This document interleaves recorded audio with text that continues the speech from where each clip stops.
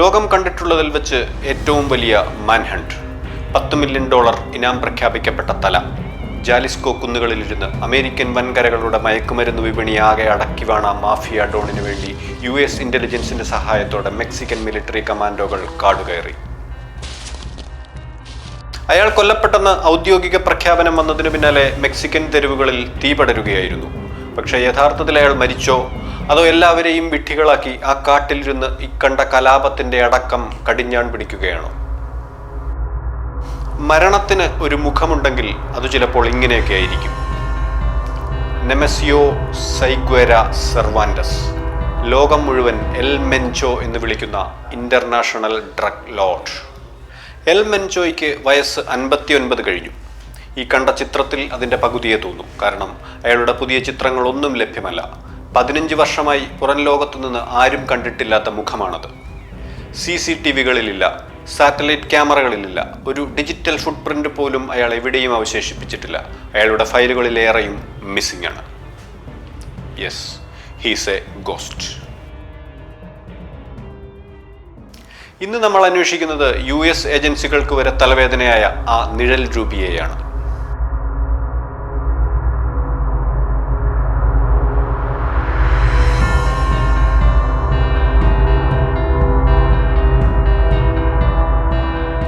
L ചാപ്പോ എന്ന mafia Don ജയിലിലായതോടെ Mexican അണ്ടർവേൾഡിൽ ഒരു ശൂന്യതയുണ്ടായി.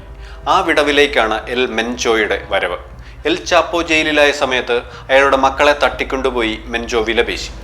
ജയിലിലിരുന്ന് ചാപ്പോ അയാളുമായി compromise talk നടത്തി. മെൻചോയ്ക്ക് വേണ്ടത് പണമായിരുന്നില്ല, പദവിയായിരുന്നു. ചാപ്പോയ്ക്ക് വഴങ്ങാതെ തരമില്ലായിരുന്നു. അങ്ങനെ മെക്സിക്കൻ അധോലോകത്തെ കിരീടം വയ്ക്കാത്ത രാജാവായി മാറുകയായിരുന്നു എൽ മെൻചോ. അയാൾ വെറുമൊരു തെരുവുകുണ്ടയായിരുന്നില്ല, ടെക്നോളജി ജീനിയസ് ആയിരുന്നു. ലോകത്താദ്യമായി ഡ്രോണുകളിൽ ബോംബ് ഘടിപ്പിച്ച് ശത്രുക്കളെ നേരിട്ടത് മെൻചോയുടെ സൈന്യമാണ്. തന്നെ പിടിക്കാൻ വരുന്ന ഹെലികോപ്റ്ററുകളെ റോക്കറ്റ് പ്രൊപ്പൽഡ് ഗ്രനേഡ് ഉപയോഗിച്ച് വെടിവെച്ചിടാൻ അയാൾ മടിച്ചില്ല. പട്ടാളത്തിന് പിടികൊടുക്കാതെ അയാൾ ഒരു നിഴലായി ജീവിച്ചു. മെക്സിക്കോയിലെ 20ഓളം സ്റ്റേറ്റുകൾ അയാളുടെ നിഴൽ ഭരണത്തിനു കീഴിലായിരുന്നു. CJNG എന്നാണ് സാമ്രാജ്യത്തിന്റെ പേര്, ജാലിസ്കോ ന്യൂ ജനറേഷൻ കാർട്ടൽ. അധികാരം കൂടുന്തോറും അയാൾ കൂടുതൽ അദൃശ്യനായിക്കൊണ്ടിരുന്നു. അനുയായികൾക്ക് പോലും അയാളെ നേരിട്ട് കാണാൻ അനുവാദമില്ലാതായി. ഒരു അദൃശ്യ ശക്തിയായി അയാളുടെ ലോകത്തെ നിയന്ത്രിച്ചു. എൽ ചാപ്പോയേക്കാൾ ക്രൂരനും പബ്ലോ എസ്കോബാറിനേക്കാൾ ബുദ്ധിശാലിയുമായി അയാൾ വളർന്നു.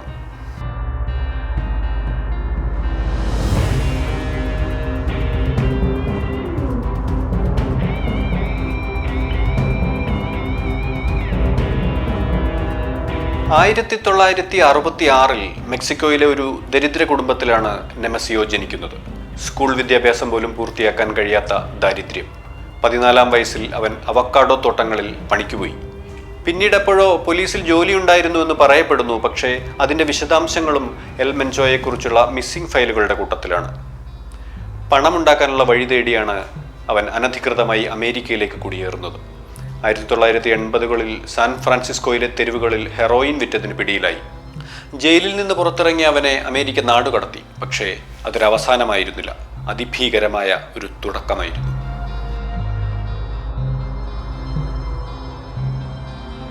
മെക്സിക്കോയിൽ തിരിച്ചെത്തിയ മെൻചോ തൽക്കാലത്തേക്ക് സിൽവർ ബോൾ കാർട്ടലിൽ ചേർന്നു. പക്ഷേ അയാൾ പഴയ രീതിയിലല്ല കളിച്ചത്. സ്വന്തമായൊരു കാർട്ടൽ അയാൾ സ്ഥാപിച്ചു. അതിനെ ഒരു മിലിറ്ററി ഫോഴ്സാക്കി മാറ്റി. രാസലഹരിയുടെ അന്താരാഷ്ട്ര വിപണന സാധ്യതകൾ ആദ്യമായി തിരിച്ചറിഞ്ഞ ഡ്രഗ് ലോർഡ്സിൽ ഒരാൾ എൽ മെൻചോ ആയിരുന്നു. ഫെൻഡാനിലായിരുന്നു പ്രധാന ബിസിനസ്. നമ്മൾ ആമസോണിൽ സാധനങ്ങൾ ഓർഡർ ചെയ്യുന്നത് പോലെ ലോകത്തിൻ്റെ ഏത് കോണിലും മയക്കുമരുന്ന് എത്തിക്കാൻ അയാൾ ഒരു ഡെലിവറി സിസ്റ്റം തന്നെ ഉണ്ടാക്കി. ലാറ്റിൻ അമേരിക്കൻ തീരങ്ങളിൽ നിന്ന് US തീരങ്ങളിലേക്ക് അയാൾ വൻ ലഹരിശേഖരങ്ങൾ അയച്ചത് സൈനിക റഡാറുകളിൽ പോലും പെടാത്ത മുങ്ങിക്കപ്പലുകൾ ഉപയോഗിച്ചായിരുന്നു.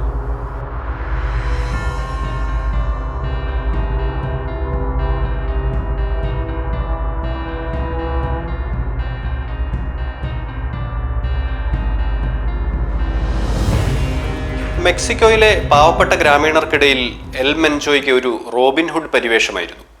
സർക്കാർ സംവിധാനങ്ങൾ എത്തിച്ചേരാത്ത പല മെക്സിക്കൻ ഗ്രാമങ്ങളിലും അയാൾ റോഡുകളും ആശുപത്രികളും നിർമ്മിച്ചു. പ്രകൃതിക്ഷോഭങ്ങൾ ഉണ്ടാകുമ്പോൾ സർക്കാർ സംവിധാനങ്ങൾ എത്തുന്നതിനു മുൻപേ CJNG ട്രക്കുകൾ ഭക്ഷണവും വസ്ത്രവും മരുന്നുകളുമായി എത്തി. ഓരോ സഹായ പാക്കറ്റിലും വിത്ത് കോംപ്ലിമെന്റ്സ് ഫ്രം എൽ മെൻചോ എന്ന് സീൽ പതിപ്പിച്ചിരുന്നു. മെക്സിക്കൻ ഗ്രാമീണ ജനതയുടെ ഇടനെഞ്ചിലേക്ക് കൂടി പടർന്നു കയറുകയായിരുന്നു ആ മുദ്ര. അയാളെ പാടിപ്പുകഴ്ത്തുന്ന നാടൻ ശീലുകൾ നാർക്കോ കോറിഡോസ് എന്നറിയപ്പെട്ടു. കൊടിയ ദാരിദ്ര്യത്തിൽ നിന്ന് ലോകം ഭരിക്കുന്ന ചക്രവർത്തിയായി വളർന്ന മെൻചോയുടെ ജീവിതകഥ മെക്സിക്കൻ ദരിദ്ര യുവാക്കൾക്കിടയിൽ അയാളെ ഒരു ഐക്കൺ തന്നെയാക്കി മാറ്റി. അവരിൽ പലർക്കും ഡ്രഗ് കാർട്ടലുകളിൽ ചേരുന്നത് വരുമാനമാർഗം എന്നതിലുപരി വലിയൊരു ആവേശം കൂടിയായിരുന്നു. ചെറിയ ഗുണ്ടാസംഘങ്ങളിൽ നിന്നും പിടിച്ചുപറിക്കാരിൽ നിന്നും ഗ്രാമങ്ങളെ സംരക്ഷിച്ചിരുന്നത് മെൻചോയുടെ സ്വകാര്യ സൈന്യമായിരുന്നു. അയാളുള്ളപ്പോൾ ഇവിടെ ആരും മോഷ്ടിക്കില്ല, ആരും സ്ത്രീകളെ ഉപദ്രവിക്കില്ല എന്നൊരു വിശ്വാസം ഗ്രാമീണർക്കിടയിൽ വളർത്തിയെടുക്കാൻ അയാൾക്ക് കഴിഞ്ഞു. ലോകം മുഴുവൻ ഒരു കൊടും ക്രിമിനലായി കാണുന്ന ഒരാളെ ഈ ഗ്രാമവാസികൾ ദൈവത്തെപ്പോലെ ആരാധിക്കുന്നു. അവർക്ക് അയാൾ വെറുമൊരു ഡ്രഗ് ലോഡല്ല, മറിച്ച് വിശക്കുമ്പോൾ ഭക്ഷണം നൽകുന്ന, രോഗം വരുമ്പോൾ മരുന്ന് നൽകുന്ന രക്ഷകനാണ്. പക്ഷേ അവർ ഓർക്കുന്നുണ്ടാവില്ല, മെൻചോ നൽകിയ ഓരോ ഭക്ഷണപ്പൊതിയുടെയും പണം വരുന്നത് ആയിരക്കണക്കിന് മനുഷ്യരുടെ ചോരയിൽ നിന്നാണ്. ഒരു കൈയിൽ തോക്കും മറുകൈയിൽ അപ്പവുമായി അയാൾ മെക്സിക്കോയെ വിലക്കെടുക്കുകയായിരുന്നു.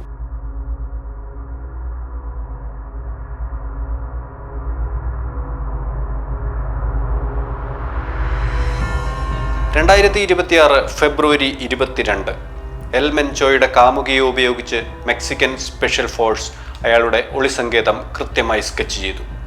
പിന്നെ ടപ്പാൽപ്പയിലെ കാടുകളിൽ ഒരു രഹസ്യ റെയ്ഡ്.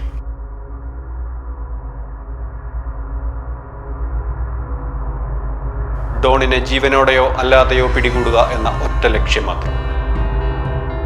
മണിക്കൂറുകൾ നീണ്ട വെടിവയ്പ്. വെടിയുണ്ടകൾ മഴ പോലെ പെയ്തു. ഒടുവിൽ ഒരു വാർത്ത പുറത്തു വന്നു: മെൻചോ കൊല്ലപ്പെട്ടു.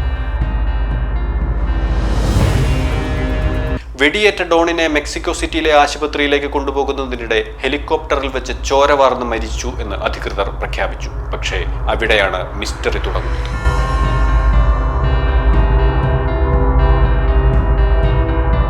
അയാളുടെ മൃതദേഹം എവിടെ? സമീപകാലത്തൊന്നും ഒരു ഫോട്ടോ പോലും ആരും കണ്ടിട്ടില്ലാത്ത ഒരാളെന്ന നിലയിൽ മരിച്ചത് അയാൾ തന്നെയാണെന്ന് എങ്ങനെ തിരിച്ചറിഞ്ഞു? ഇവിടെ DNA റിപ്പോർട്ടുകൾ. ലാറ്റിൻ അമേരിക്കയിലെ രീതി അനുസരിച്ച് ഒരു ഡോൺ മരിച്ചാൽ അയാളുടെ കാർട്ടൽ തകരും. പക്ഷേ CJNG കൂടുതൽ ശക്തമായി മെക്സിക്കൻ തെരുവുകളിൽ അഴിഞ്ഞാടിക്കൊണ്ടിരിക്കുന്നു.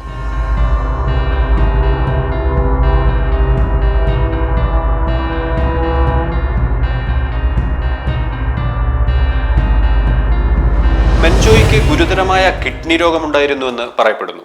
അയാൾക്ക് വേണ്ടി മാത്രം കാടിനുള്ളിൽ ഒരു സൂപ്പർ സ്പെഷ്യാലിറ്റി ഹോസ്പിറ്റൽ അയാൾ പണിതു. ദരിദ്രരായ ഗ്രാമീണർക്ക് അവിടെ സൗജന്യ ചികിത്സയും നൽകിയിരുന്നു.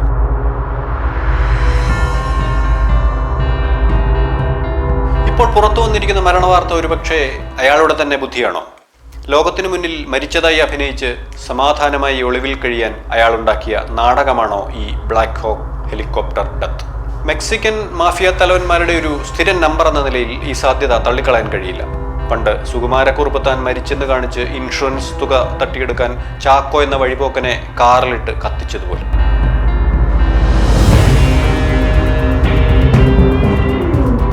അയാൾ മരിച്ചെന്നു ചിലർ പറയുന്നു. മരിച്ചത് അയാളല്ലെന്ന് മറ്റു ചിലർ വിശ്വസിക്കുന്നു. മെക്സിക്കൻ ഗ്രാമങ്ങളിൽ വർഷങ്ങളായി മാറ്റൊലിക്കൊള്ളാറുള്ള മെൻചോയുടെ പാട്ടുകൾക്ക് ഇപ്പോൾ താളം മുറുകിയിരിക്കുന്നു. ജാലിസ്കോയിൽ അയാൾ ഒരു ആൾദൈവത്തെ പോലെയായിരുന്നു. അയാളുടെ മാസപ്പടിക്കാരല്ലാത്ത ഉദ്യോഗസ്ഥരുണ്ടെങ്കിൽ അവർക്കൊരു പിശാചിനെ പോലെ. ഔദ്യോഗിക രേഖകളിൽ അയാൾ മരിച്ചു കഴിഞ്ഞു. പക്ഷേ മെക്സിക്കൻ തെരുവുകളിൽ എൽ മെൻചോ ഇപ്പോഴും തീയായി ആളിപ്പടരുകയാണ്.